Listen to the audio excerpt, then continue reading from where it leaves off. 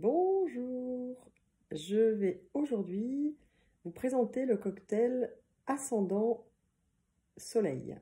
C'est avec cette association que nous nous présentons et que nous allons à la rencontre des autres, puisque c'est le soleil qui nous permet de dire je suis, c'est ma conscience du monde. Et l'ascendant, c'est le pôle plus comportemental, c'est l'énergie avec laquelle nous agissons. Alors, nous commençons par être aperçus avec notre énergie de l'ascendant. Et puis, dès qu'on nous fréquente un peu plus, eh bien, on découvre notre soleil. Voilà. Je vais analyser les différents cocktails détonnants que vous pouvez rencontrer dans vos thèmes. À tout de suite. Alors, nous commençons ici par quelque chose d'assez remarquable.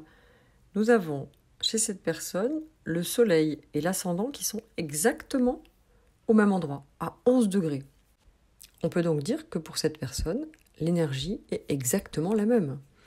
Cela veut dire que sa façon d'être ou son identité, c'est-à-dire le soleil, qui est du cognitif, eh bien, est porteur d'une énergie, ici le bélier, et que son ascendant, c'est-à-dire sa façon d'agir et de faire, autrement dit du comportemental, eh bien, c'est aussi la même énergie bélier.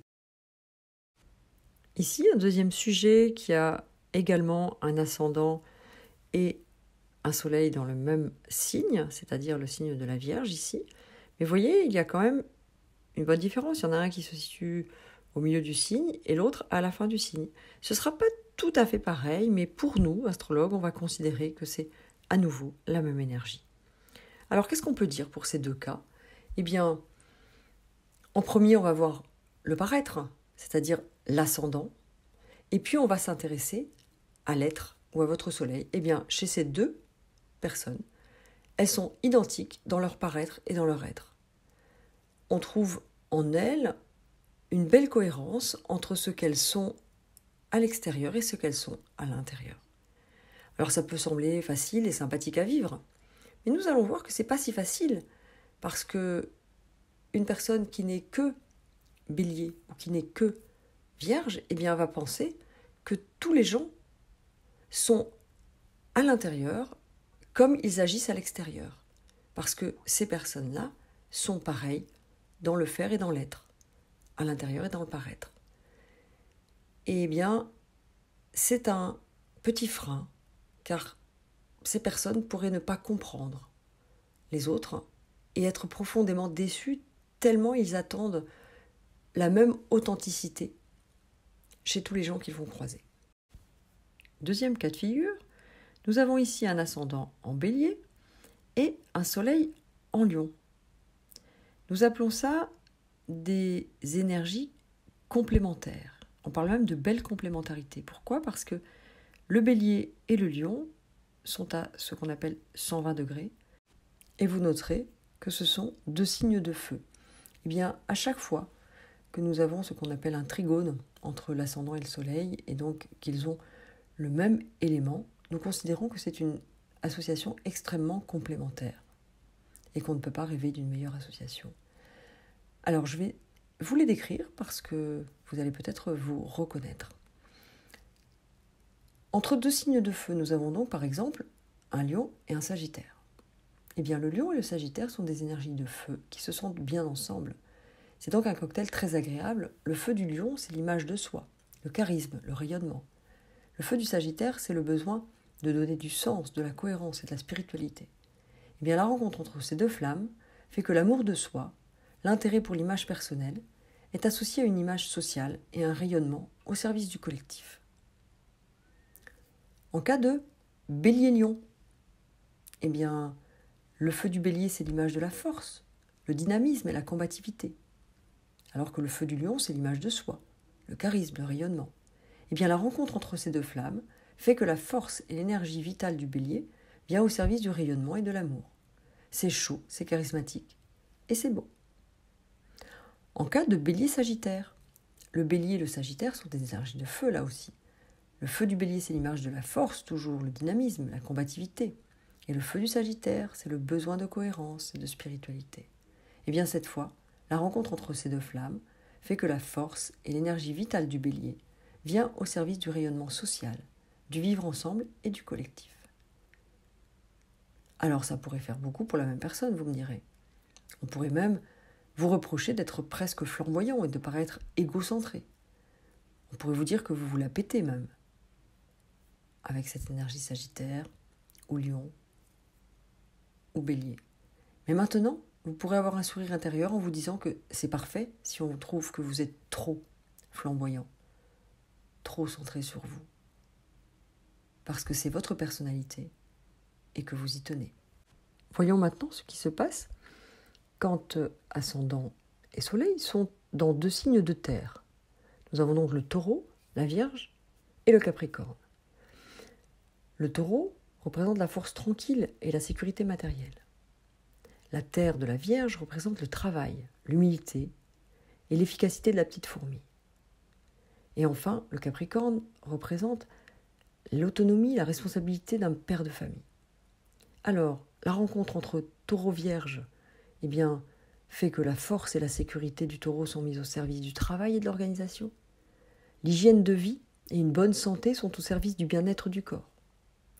Alors que dans le taureau et le capricorne, nous avons une rencontre qui fait que la force et la sécurité du taureau sont mises au service du collectif pour le rendre plus responsable et plus éthique. Enfin, quand la Vierge et le Capricorne se rencontrent, la rencontre de ces 2 terres fait que le travail, l'organisation, mais aussi l'hygiène de vie et une bonne santé sont mises au service du collectif pour le rendre plus responsable et plus éthique. Comme pour le feu tout à l'heure, 2 signes de terre, dans une personnalité, ça peut faire beaucoup. On pourrait vous reprocher d'être rude, presque rigide, vous dire que vous êtes un peu froid, un peu trop terre à terre, et c'est sans doute un peu le cas, non ? Encore une fois, vous allez pouvoir accueillir cela avec un sourire intérieur en vous disant que c'est parfait, car c'est votre personnalité et que vous y tenez. Que se passe-t-il maintenant si ascendant et soleil sont dans 2 signes d'air ? Nous avons le Gémeaux, la Balance et le Verseau. Le Gémeaux, c'est la légèreté des relations sociales et la communication.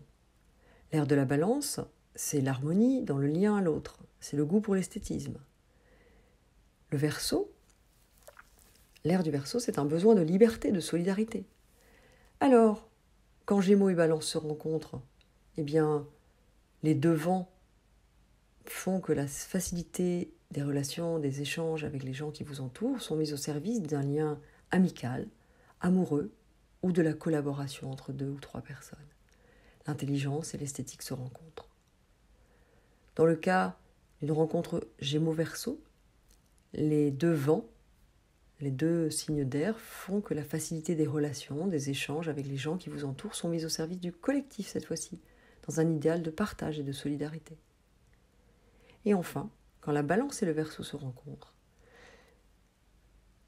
les relations harmonieuses et l'adaptabilité de la Balance sont mises au service du collectif du Verseau, dans un idéal de partage, de solidarité, dans un monde qui s'enrichit de la différence. Waouh! Quelle richesse! Mais ça fait encore un peu beaucoup pour la même personne, ne croyez-vous pas ? On pourrait vous reprocher, cette fois-ci, d'être presque trop léger, trop superficiel ou trop idéaliste. Vous dire que vous perdez dans les autres ou qu'on ne sait pas qui vous êtes vraiment.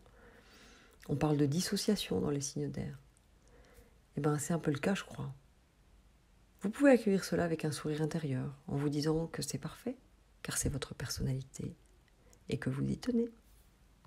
Et pour terminer, ces belles complémentarités, voyons ce qui se passe quand ascendant et soleil sont dans un signe d'eau.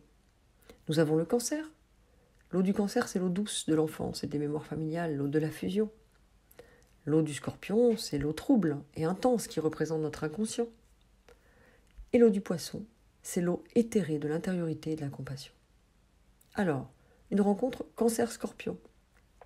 Cette rencontre fait que la douceur et la bienveillance sont mises au service de l'exploration des secrets et des tabous.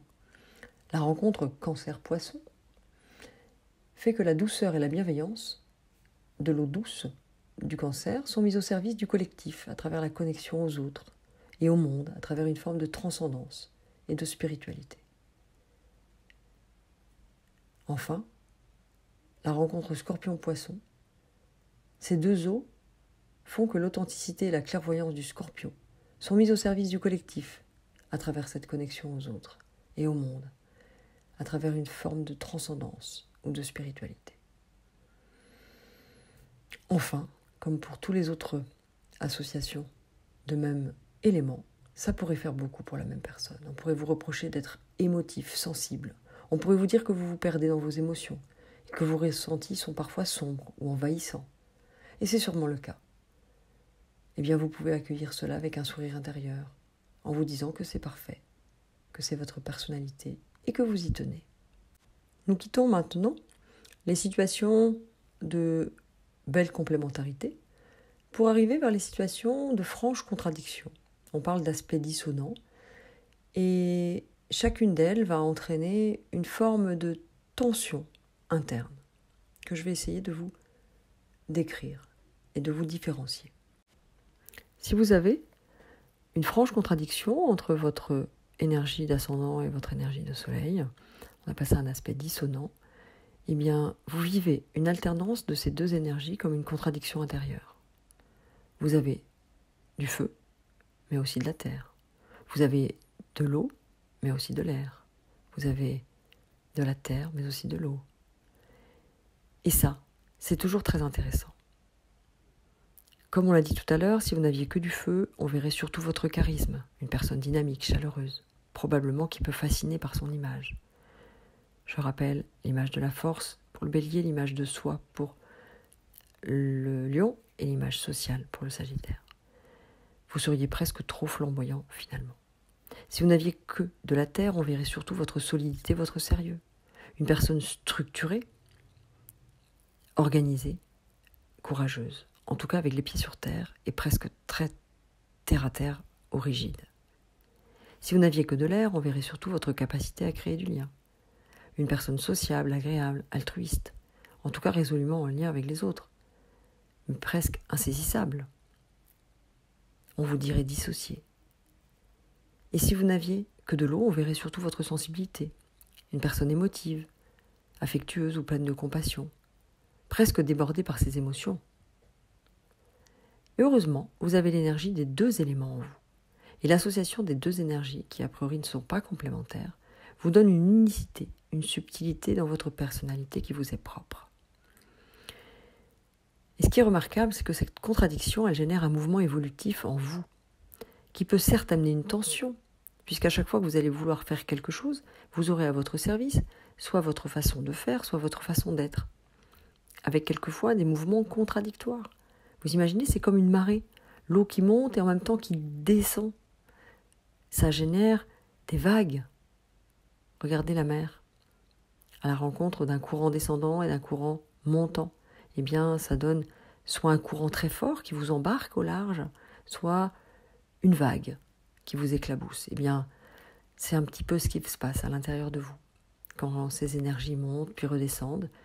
Et ce mouvement évolutif génère une belle énergie à votre service, car vous allez, avec le temps, apprendre à canaliser ces énergies pour les utiliser au mieux.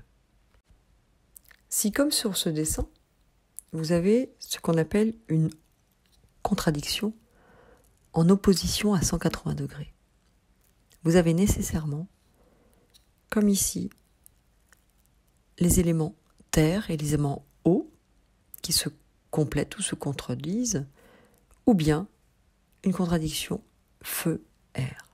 Ce sera nécessairement une de ces deux contradictions. On pourrait la voir comme une complémentarité finalement autour du même axe, puisque la terre canalise l'eau et l'eau assouplit la terre. Le feu réchauffe l'air et l'air attise le feu. Mais je crois qu'il est plus intéressant de le décrire comme un tiraillement intérieur parce que vous le ressentez sûrement comme cela. Avant que ce soit complémentaire, quand vous le maîtriserez, eh bien d'abord, il va falloir apprendre pour vous à naviguer entre ces deux énergies très différentes. La terre et l'eau, vous imaginez ? Quelqu'un qui est un peu strict dans le concret et quelqu'un qui est dans l'émotion. Eh bien, vous êtes à la fois ces deux personnes. vous êtes à la fois dans le charisme et le feu, mais aussi dans la sociabilité et les échanges et le lien. À force d'utiliser ces oppositions, vous allez pouvoir obtenir la richesse des deux énergies, avec une juste mesure de chacune, et il est essentiel de ne pas toucher à cet équilibre qui fait toute la richesse de votre personnalité. Voyons maintenant un nouveau cas de figure avec une franche contradiction en carré à 90 degrés. Si on prend les éléments, presque tout est possible. On a des associations de feu et d'eau, de feu et de terre et d'air, et d'eau et d'air. Mais il y a un point commun dans toutes ces situations. Ici, nous avons par exemple le Capricorne et le Bélier. Eh bien, qu'est-ce qu'ils ont de remarquable, ces deux signes ? Ce sont deux signes cardinaux. Cela veut dire qu'ils impulsent. Le Capricorne impulse de l'effort ou de la valeur. Le Bélier impulse de la force. Cela pourrait être le Cancer qui impulse de l'émotion ou la Balance qui impulse du lien. Sur ce mandala, nous avons un carré entre un ascendant Taureau et un Soleil en Verseau. Eh bien, ils ont de commun qu'ils sont des signes fixes qui nourrissent ou fructifient. Le Taureau fait fructifier la valeur et l'effort. Le Verseau fructifie et nourrit le lien. Le Scorpion fructifie et nourrit l'émotion. Le Lion qui nourrit l'image de soi. Enfin, le dernier type de carré, ce serait des énergies qu'on appelle mutables, qui analysent. Et nous avons donc la Vierge, qui analyse la valeur et l'effort, le Gémeaux, qui analyse le lien, le Poisson, qui analyse l'émotion, et le Sagittaire, qui analyse l'image sociale. On peut donc imaginer qu'une personne qui a un carré de cardinaux qui impulse, eh bien, sera une personne particulièrement dynamique et qui va être la première à se mobiliser ou à se proposer. C'est mon cas et je comprends mieux maintenant pourquoi je prends toujours des initiatives. Alors qu'une personne qui a un cocktail ascendant soleil en carré de fixe, eh bien, sera reconnue pour sa puissance et sa capacité à faire fructifier ce qu'elle fait. Et enfin, une personne qui aura un cocktail ascendant soleil en carré de mutable sera reconnue pour son recul et sa capacité d'analyse. Comme vous le voyez, ces trois différents cocktails ont une coloration encore un peu différente des autres. Nous nous intéressons maintenant à une franche contradiction avec Soleil ascendant à 30 ou 150 degrés. Ce sera des associations feu-eau, feu-terre, terre-air ou air-eau. Les éléments ne sont pas compatibles entre eux a priori et peuvent même parfois freiner ou éteindre les énergies présentes. Que ce soit dans la Balance et le Scorpion, le Lion Vierge ou le Scorpion Gémeaux, comme vous voyez sur ces différents mandalas, nous allons essayer de voir ce que font ces éléments lorsqu'ils sont ensemble. Et pour commencer, que font le feu et la terre ensemble, comme ici le Lion et la Vierge. On dit que la terre éteint le feu, mais aussi que le feu réchauffe la terre. Nous avons donc à la fois de la contradiction, mais aussi comme une complémentarité. Et cela dépendra de vous. Ici, nous avons l'eau du Scorpion et l'air du Gémeaux. Et que font l'air et l'eau quand ils sont ensemble ? Eh bien, un mélange plus ou moins harmonieux. L'écume est une manifestation d'une belle harmonie, d'un beau mélange. Par contre, rappelez-vous, quand vous avez de l'air dans vos tuyauteries, dans votre plomberie, eh bien, ça nous montre que le mélange est parfois explosif. Je n'ai pas d'image, mais on peut imaginer un ascendant en signe d'air et un soleil en signe de terre. eh bien, on dit que la terre contient et enferme l'air, mais aussi que l'air aère ou disperse la terre. Là encore, une contradiction ou une complémentarité. Et enfin, si on imagine un ascendant en feu et un soleil en eau, eh bien, on dit que l'eau attise ou éteint le feu, mais aussi que le feu réchauffe l'eau ou la fait bouillir. Et ici, tout est une histoire de quantité. Nous terminons par le dernier cocktail, ascendant soleil. Ils sont à 60 degrés, c'est comme s'ils avaient sauté par-dessus un signe. Et nous l'avons déjà vu, dans le zodiaque, nous avons une alternance de signes récessifs et émissifs. 1 sur 2 est récessif, 1 sur 2 est émissif. Je vous les rappelle, nous commençons toujours par le bélier qui est émissif. Nous avons donc en émissif le bélier, le gémeaux, le lion, la balance, le sagittaire, le verseau. Et en récessif, nous avons le signe du taureau, cancer, vierge, scorpion, capricorne et poisson. Eh bien, lorsque le cocktail est à 60 degrés, on a donc 2 signes émissifs. Vous imaginez une personnalité particulièrement extravertie. En effet, son pôle comportemental, son ascendant, sa façon d'agir sera tournée vers l'extérieur et sa façon de voir le monde, sa conception du monde, son identité, sa vision de l'homme, le soleil, sera lui aussi émissif et tourné vers l'extérieur. Alors que dans le cas inverse, si nous avons un cocktail doublement récessif, eh bien le comportement de cette personne sera considéré comme introverti. Alors un comportement récessif, ça veut dire quoi ? Eh bien, il y a là encore plein de subtilités. Et ce n'est pas aujourd'hui que je vais vous parler de tout ça, mais vous imaginez, j'en ai parlé tout à l'heure, il y a des signes cardinaux, des signes fixes et des signes mutables. Eh bien, quand on additionne cardinal, récessif, on a donc quelqu'un qui va impulser, mais qui va impulser dedans. Alors on imagine bien, ce n'est pas comme le bélier qui impulse à l'extérieur. Mais en effet, nous avons 2 cardinaux qui sont récessifs, comme par exemple le cancer et le capricorne. C'est bien l'énergie du capricorne, il va impulser une réflexion à l'intérieur, une autocritique ou un jugement à l'intérieur. Vous voyez, récessifs et cardinaux ne s'opposent pas, ils peuvent se compléter. Nous avons aussi des ascendants qui vont amener un côté mutable et émissif. Alors ce mélange-là, eh bien, ça va être mutable, je prends du recul et j'analyse, mais c'est émissif, donc c'est tourné vers l'extérieur.